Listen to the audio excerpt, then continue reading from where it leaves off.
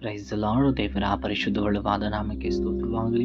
ಪ್ರತಿದಿನ ದೇವರ ಸ್ವರವನ್ನು ಕೇಳಿಸಿಕೊಳ್ಳುವಂತಹ ಪ್ರೀತಿಯುಳ್ಳ ಎಲ್ಲ ದೇವರ ಮಕ್ಕಳೇ, ಈ ದಿನದ ದೇವರ ವಾಕ್ಯ ಯೋಹಾನನು ಬರೆದ ಸುವಾರ್ತೆ 15ನೇ ಅಧ್ಯಾಯದ 16ನೇ ವಚನದ ಈ ಭಾಗ. ನೀವು ನನ್ನನ್ನು ಆರಿಸಿ ತೆಗೆದುಕೊಂಡಿಲ್ಲ, ನಾನು ನಿಮ್ಮನ್ನು ಆರಿಸಿ ತೆಗೆದುಕೊಂಡೆನು. ದೇವರಿಗೆ ಸ್ತೋತ್ರವಾಗಲಿ. ಪ್ರೀತಿಯುಳ್ಳ ದೇವರ ಮಕ್ಕಳೇ, ನಾವು ಈ ದಿನ ದೇವರನ್ನು ನಂಬಿ ಅನೇಕ ಜನರು 20 ವರ್ಷ, 15 ವರ್ಷನ, 5, 10, 1 ವರ್ಷನ, 2 ವರ್ಷನೋ ನಾವು ಕರ್ತನನ್ನು ನಂಬಿದ್ದೇವೆ. ನಾವು ಅನೇಕ ಸಾರಿ ಯೋಚನೆ ಮಾಡ್ತೇವೆ, ನಾವು ಲೋಕದಲ್ಲಿದ್ದಾಗ ನಾನು ಎಲ್ಲೆಲ್ಲೋ ಹುಡುಕಾಡಿದ್ದೀನಿ, ಎಲ್ಲೆಲ್ಲೋ ಓಡಾಡಿದ್ದೀನಿ, ಆದರೆ ಇವತ್ತು ನಾನು ಈ ಕ್ರಿಸ್ತನನ್ನು ಆರಿಸಿಕೊಂಡೇನೆ ಎಂಬುದಾಗಿ ನಾವು ಅನೇಕ ಸಾರಿ ಹೇಳ್ತೇವೆ. ಆದರೆ ಪ್ರೀತಿಯುಳ್ಳ ದೇವರ ಮಕ್ಕಳೇ, ಇಲ್ಲಿ ದೇವರ ವಾಕ್ಯ ನಮ್ಮನ್ನು ಹೀಗೆ ಬೋಧಿಸ್ತಾ ಇದೆ, ನೀವು ನನ್ನನ್ನು ಆರಿಸಿಕೊಂಡಿಲ್ಲ, ನಾನು ನಿಮ್ಮನ್ನು ಆರಿಸಿಕೊಂಡಿದ್ದೇನೆ ಎಂಬುದು. ಯಾವುದು ದೇವರು ಈ ದಿನ ನಮ್ಮನ್ನು ಯಾಕೆ ಆರಿಸಿಕೊಂಡ್ರು, ಆತ ನಮ್ಮನ್ನು ಹೇಗೆ ಆರಿಸಿಕೊಂಡ್ರು, ಅಥವಾ ಯಾವ ಉದ್ದೇಶಕ್ಕೋಸ್ಕರ ಆತ ನಮ್ಮನ್ನು ಆರಿಸಿಕೊಂಡಿದ್ದಾರೆ ಎಂಬುದಾಗಿ ಈ ದಿನ ನಾವು ತಿಳಿದುಕೊಳ್ಳೋಣ. ದೇವರ ವಾಕ್ಯದಲ್ಲಿ ನಾವು ಹೀಗೆ ನೋಡ್ತೇವೆ. ಲೂಕನು ಬರೆದ ಸುವಾರ್ತೆ 19ನೇ ಅಧ್ಯಾಯ ಅದರ 10ನೇ ವಚನದಲ್ಲಿ, ಮನುಷ್ಯಕುಮಾರನು ಕೆಟ್ಟು ಹೋಗಿರುವುದನ್ನು ಹುಡುಕಿ ರಕ್ಷಿಸೋದಕ್ಕೆ ಬಂದನು ಎಂದು ಹೇಳಿದನು. ದೇವರಿಗೆ ಸ್ತೋತ್ರವಾಗಲಿ. ಪ್ರೀತಿಯುಳ್ಳ ದೇವರ ಮಕ್ಕಳೇ, ಹೌದು, ನಾವು ಲೋಕದಲ್ಲಿರುವಾಗ ಲೋಕದ ಎಲ್ಲ ಕಾರ್ಯಗಳಿಗೆ ಬಿದ್ದಿದ್ದವರಾಗಿದ್ದು, ದುರಾಶೆಗಳಿಗೆ, ಲೋಕದ ಎಲ್ಲ ಕಾರ್ಯಗಳಿಗೆ, ನಮಗೆ ಇಷ್ಟ ಬಂದಾಗೆ ಜೀವನ ಮಾಡಿ, ಇಷ್ಟ ಬಂದಾಗೆ ಜೀವಿತಗಳನ್ನು ಮಾಡಿ, ಪಾಪದಲ್ಲಿ, ಲೋಕದ ಎಲ್ಲ ಕೆಟ್ಟ ಕೆಟ್ಟ ಕಾರ್ಯಗಳಲ್ಲಿ ಇದ್ದಂಥ ನನ್ನನ್ನು ಮತ್ತು ನಿಮ್ಮನ್ನು ಆತನು ಆರಿಸಿಕೊಂಡಿದ್ದಾರೆ. ಹೌದು, ಆತನು ಹೇಗೆ ನಮ್ಮನ್ನು ಆರಿಸಿಕೊಂಡ್ರು, ಅಥವಾ ಆತ ನಮ್ಮನ್ನು ಹೇಗೆ ಅದನ್ನ ಸಾನ್ನಿಧ್ಯದಲ್ಲಿ ನಮ್ಮನ್ನು ಕರೆದುಕೊಂಡ್ರು ಎಂಬುದಾಗಿ ದೇವರ ವಾಕ್ಯದಲ್ಲಿ ನಾವು ನೋಡುವಾಗ 1 ಕೊರಿಂಥ 6ನೇ ಅಧ್ಯಾಯ ಅದರ 20ನೇ ವಚನದಲ್ಲಿ ನಾವು ಹೀಗೆ ನೋಡ್ತೇವೆ, ನೀವು ನಿಮ್ಮ ಸ್ವಂತ ಸೊತ್ತಲ್ಲ, ನೀವು ಕ್ರಯಕ್ಕೆ ಕೊಳ್ಳಲ್ಪಟ್ಟವರು ಎಂಬುದಾಗಿ.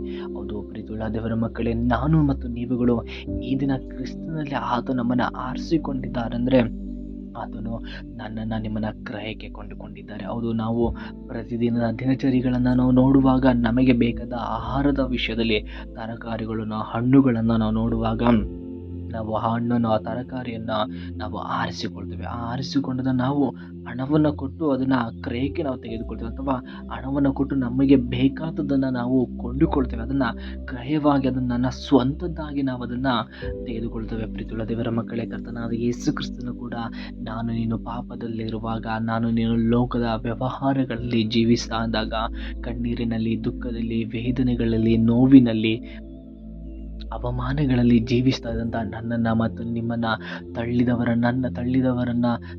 ಸಮಯದಲ್ಲಿ ನಿನ್ನನ್ನು ಆತನು ಆರಿಸಿಕೊಂಡಿದ್ದಾರೆ. ಆತನು ಸುಮ್ಮನೆ ಆರಿಸಿಕೊಂಡಿಲ್ಲ, ಬದಲಾಗಿ ತನ್ನ ಶರೀರವನ್ನು ನನಗೋಸ್ಕರ, ನಿನಗೋಸ್ಕರ ಜಜ್ಜಿಕೊಂಡಿದ್ದಾರೆ.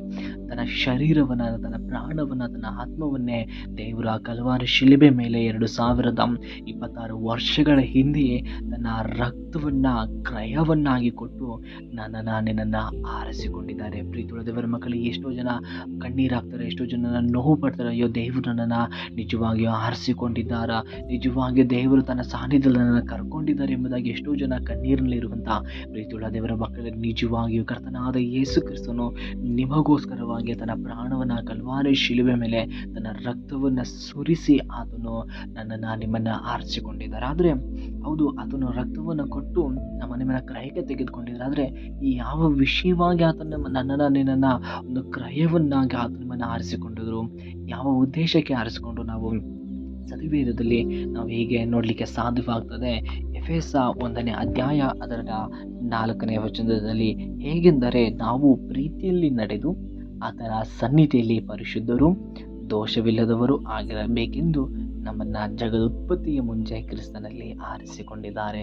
ಪ್ರೀತಿಯುಳ್ಳ ಎಲ್ಲ ದೇವಜನರೇ, ಒಂದು ಸತ್ಯವೇದ ನಮಗೆ ಹೀಗೆ ಹೇಳ್ತದೆ, ಮೊದಲನೇದಾಗಿ ಯಾಕೆ ನಮ್ಮನ್ನು ಆತನು ಆರಿಸಿಕೊಂಡ್ರು, ಅಥವಾ ಯಾವ ಉದ್ದೇಶಕ್ಕೆ ಆರಿಸಿಕೊಂಡು ಎಂಬುದಾಗಿ ಇಲ್ಲಿ ನಾವು ನೋಡುವಾಗ, ನಾವು ಪ್ರೀತಿಯಲ್ಲಿ ನೆರಬೇಕೆಂಬುದಾಗಿ. ಹೌದು, ನಾವು ಲೋಕದಲ್ಲಿರುವಾಗ ನಮಗೆ ಯಾರ ಮೇಲೆಯೂ ಪ್ರೀತಿ ಇರಲಿಲ್ಲ. ನಮ್ಮ ಇಷ್ಟ ಬಂದಾಗೆ ನಾವು ಜೀವಿಸ್ತಾ ಇದ್ದು, ಅಯ್ಯೋ, ಯಾರೇನಾದರೂ ಆದರೂ ಪರವಾಗಿಲ್ಲ, ನಾನು ಚೆನ್ನಾಗಿದ್ದರೆ ಸಾಕು, ನನ್ನ ಕುಟುಂಬ ಚೆನ್ನಾಗಿದ್ದರೆ ಸಾಕು ಎಂಬ ಒಂದು ದುರಾಲೋಚನೆಯಲ್ಲಿ ಜೀವಿಸ್ತಾ ಇದ್ದಂಥ ನನ್ನ ದೇವರು ಇದನ್ನು ಅದನ್ನು ಆರಿಸಿಕೊಂಡಿರುವಂಥದ್ದು ನಾವು ಪ್ರೀತಿಯಲ್ಲಿ ನೆರಬೇಕೆಂಬುದಾಗಿ. ಹೌದು, ಸತ್ಯವೇದದಲ್ಲಿ ನಾವು ದೇವರು ಒಂದು ಆಜ್ಞೆಯನ್ನು ಕೂಡ ನಮಗೆ ಅನುಗ್ರಹಿಸಿದ್ದಾರೆ, ನಿಮ್ಮಂತೆ ನಿನ್ನ ನೆರೆಯವರನ್ನು ನೀನು ಪ್ರೀತಿ ಮಾಡಬೇಕೆಂಬುದಾಗಿ. ಹೌದು ಪ್ರೀತಿಯುಳ್ಳ ದೇವರ ಮಕ್ಕಳೇ, ದೇವರು ನಿನ್ನನ್ನು ಆರಿಸಿಕೊಂಡಂಥ ಒಂದು ಉದ್ದೇಶ ನಾನು ಮತ್ತು ನೀವು ಕೂಡ ನಮ್ಮ ಸ್ವಂತ ಶರೀರವನ್ನು ನಾವು ಹೇಗೆ ಪ್ರೀತಿ ಮಾಡ್ಕೊಳ್ತೇವೋ, ನಮ್ಮನ್ನು ನಾವು ಹೇಗೆ ಪ್ರೀತಿ ಮಾಡ್ತೀವೋ ಅದೇ ಪ್ರಕಾರವಾಗಿ ನಿಮ್ಮ ಸುತ್ತಮುತ್ತ ಇರುವಂಥ ಜನಗಳನ್ನು, ಕುಟುಂಬದವರನ್ನು, ನಿಮ್ಮ ಅಕ್ಕಪಕ್ಕದ ಮನೆಯವರನ್ನು, ನಮ್ಮ ಸ್ನೇಹಿತರನ್ನು ನೀವು ಪ್ರೀತಿ ಮಾಡಬೇಕೆಂಬುದಾಗಿ ಆತನ ಆರಿಸಿಕೊಂಡಿದ್ದಾನೆ. ಹೌದು, ಯೇಸು ಕ್ರಿಸ್ತನು ಕೂಡ ತನ್ನನ್ನು ತಾನು ಹೇಗೆ ಪ್ರೀತಿ ಮಾಡಿಕೊಂಡು ಅದೇ ಪ್ರಕಾರವಾಗಿ ಯೇಸು ಸ್ವಾಮಿಯೂ ಕೂಡ 2026 ವರ್ಷಗಳ ಹಿಂದೆ ಆ ಕಲ್ವಾರಿಯ ಶಿಲುಬೆ ಮೇಲೆ ಆತನು ಯಾರು ಕೂಡ ವರ್ಣಿಸಲಿಕ್ಕೆ ಆಗದೇ ಇರುವಂಥದ್ದು ಒಂದು ಶ್ರೇಷ್ಠವಾದ ಪ್ರೀತಿಯನ್ನು ಆತ ನನಗೆ ನಿನಗೆ ಕೊಟ್ಟಿದ್ದಾರೆ. ಹೌದು, ದೇವರಿವತ್ತು ಆರಿಸಿಕೊಂಡ ಉದ್ದೇಶ ಏನು ಗೊತ್ತಾ? ದೇವರು ನನಗೆ ನಿನಗೆ ಹೇಗೆ ಆ ಪ್ರೀತಿಯನ್ನು ಧಾರಾಳವಾಗಿ ಸುರಿದ್ರು ಅದೇ ಪ್ರಕಾರವಾಗಿ ನಾನು ನೀನು ಕೂಡ ವಾಗಿಯೂ ಅನೇಕ ಜನರಿಗೆ ಆ ಪ್ರೀತಿಯನ್ನು ಧಾರಾಳವಾಗಿ ಹೇಳ್ಬೇಕು. ನಾನು ನೀನು ಕೂಡ ಅನೇಕ ಜನರನ್ನು ಪ್ರೀತಿ ಮಾಡಬೇಕೆಂಬುದಾಗಿ ಆತನು ನನ್ನನ್ನು ಆರಿಸಿಕೊಂಡ ಮೊದಲನೇ ಒಂದು ಉದ್ದೇಶವಾಗಿದೆ. ಎರಡನೇದಾಗಿ ಇಲ್ಲಿ ವಾಕ್ಯ ಹೇಳ್ತದೆ, ದೇವರ ಸನ್ನಿಧಿಯಲ್ಲಿ ಪರಿಶುದ್ಧರಾಗಿ ನಾವು ಇರಬೇಕೆಂಬುದಾಗಿ. ಹೌದು ಪ್ರೀತಿಯುಳ್ಳವರು, ದೇವರ ಮಕ್ಕಳೇ, ದೇವರು ಎರಡನೇ ಉದ್ದೇಶ ನಮ್ಮನ್ನು ಆರಿಸಿಕೊಂಡಿರುವಂಥದ್ದು ನಾವು ಆತನ ಸನ್ನಿಧಿಯಲ್ಲಿ ಪರಿಶುದ್ಧರಾಗಿ ಜೀವಿಸಬೇಕೆಂಬುದು. ದೇವರ ವಾಕ್ಯದಲ್ಲಿ ನಾವು ಹೀಗೆ ನೋಡ್ತೇವೆ, ದೇವರ ಸನ್ನಿಧಾನಕ್ಕೆ ಬರುವಾಗ ನಿನ್ನ ಹೆಜ್ಜೆಜಾಟುಗಳನ್ನು ನೀನು ಗಮನಿಸಿದ್ದೀಯೋ ಎಂಬುದಾಗಿ. ಹೌದು ಪ್ರೀತಿಯುಳ್ಳ ದೇವರ ಮಕ್ಕಳೇ, ಆತನ ಸಾನ್ನಿಧ್ಯಕ್ಕೆ ಬರುವಾಗ ಅಥವಾ ಆತನನ್ನು ಬೇಡಿಕೊಳ್ಳಲಿಕ್ಕೆ ಬರುವಾಗ, ಆತನಲ್ಲಿ ಪ್ರಾರ್ಥನೆ ಮಾಡಲಿಕ್ಕೆ ಬರುವಾಗ, ಆತನ ನಾಮವನ್ನು ಕೊಂಡಾಡಲಿಕ್ಕೆ ಬರುವಾಗ, ಕರ್ತನನ್ನು ಸ್ತುತಿ ಸ್ತೋತ್ರಗಳನ್ನು ಮೂಲಕವಾಗಿ ಆತನ ನಾಮವನ್ನು ಘನಪಡಿಸಲಿಕ್ಕೆ ಬರುವಾಗ ಪ್ರೀತಿಯುಳ್ಳ ದೇವರ ಮಕ್ಕಳೇ, ನಾನಿನ್ನು ಪರಿಶುದ್ಧರಾಗಿರ್ಬೇಕೆಂಬುದಾಗಿ ದೇವರು ಬಯಸ್ತಿದ್ದಾರೆ. ಹೌದು, ಸತ್ಯವೇದದಲ್ಲಿ ನಾವು ಹೀಗೆ ನೋಡ್ತಾ ಇದ್ದೇವೆ, ಪರಿಶುದ್ಧತೆ ಇಲ್ಲದೆ ನಾವು ಅದನ್ನು ಮೆಚ್ಚಿಸಲಿಕ್ಕೆ ಅಸಾಧ್ಯ ಎಂಬುದಾಗಿ. ಹೌದು, ಹಾಗೆ ಪ್ರಕಾರವಾಗಿ ಪ್ರೀತಿಯುಳ್ಳ ದೇವರ ಮಕ್ಕಳೇ, ನಾವು ಯಾವಾಗ ಆತನ ಸನ್ನಿಧಿಯಲ್ಲಿ ಪರಿಶುದ್ಧರಾಗಿ ನಾವು ಜೀವಿಸ್ತಾ ಇದ್ದೇವೋ, ಯಾವಾಗ ನಾವು ಆತನಲ್ಲಿ ನಾವು ನಡೆಯುವಂತರಾಗಿರ್ತೀವೋ, ಆಗ ನಾವು ಆತನ ಚಿತ್ತವನ್ನು ಮಾಡುವಂತರಾಗಿರ್ತೇವೆ. ಹಾಗಾಗಿ ಪ್ರೀತಿಯುಳ್ಳ ದೇವರ ಮಕ್ಕಳೇ, ನಾನು ನೀವು ಕೂಡ ಆತನನ್ನು ಮಹಿಮೆ ಪಡಿಸಬೇಕೆಂಬುದಾಗಿ, ಆತನನ್ನು ಪರಿಶುದ್ಧರಾಗಿ ನಾವು ಜೀವಿಸಬೇಕೆಂಬುದಾಗಿ ಆತನು ನನ್ನನ್ನು ಆರಿಸಿಕೊಂಡಂಥ ಎರಡನೇ ಉದ್ದೇಶವಾಗಿದೆ. ಮೂರನೇದಾಗಿ, ಯಾವ ದೋಷವಿಲ್ಲದವರಾಗಿ ನಾನು ನಿನ್ನ ಇರಬೇಕೆಂಬುದಾಗಿ ದೇವರು ನಿನ್ನನ್ನು ಆರಿಸಿಕೊಂಡ ಉದ್ದೇಶವಾಗಿದೆ. ಹೌದು, ದೇವರು ನಿನ್ನನ್ನು ಆರಿಸಿಕೊಳ್ಳುವುದಕ್ಕಿಂತ ಮೊದಲು ನಾವು ಪಾಪದಲ್ಲಾಗಿದ್ವಿ, ಮೊದಲು ದೋಷವುಳ್ಳವರಾಗಿದ್ವಿ, ಅಪಮಾನಗಳನ್ನು ಹೊಂದಿದವರಾಗಿದ್ವಿ, ನೀವು ಅನೇಕ ಕೆಟ್ಟ ಕಾರ್ಯಗಳಲ್ಲಿ ಜೀವಿಸಿದವರಾಗಿ ಅನೇಕ ದ್ರೋಹಗಳನ್ನು ಹೊತ್ತುಕೊಂಡವರಾಗಿದ್ವಿ. ಆದರೆ ಯೇಸು ಕ್ರಿಸ್ತನನ್ನು ಯಾವಾಗ ನಂಬಿ, ಯಾವಾಗ ಯೇಸು ಸ್ವಾಮಿ ನಿನಗೋಸ್ಕರ ತನ್ನ ರಕ್ತವನ್ನು ಸುರಿಸಿ ಆ ರಕ್ತದ ಮೂಲಕ ಕ್ರಯವಾಗಿ ಕೊಂಡುಕೊಂಡ್ರು,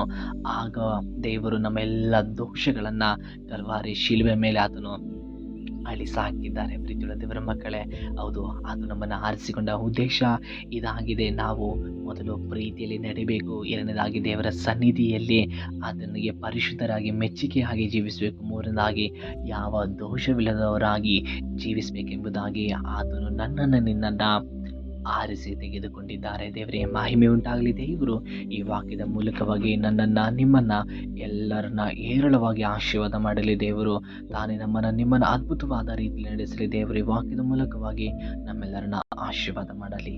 ಆಮೇನ್.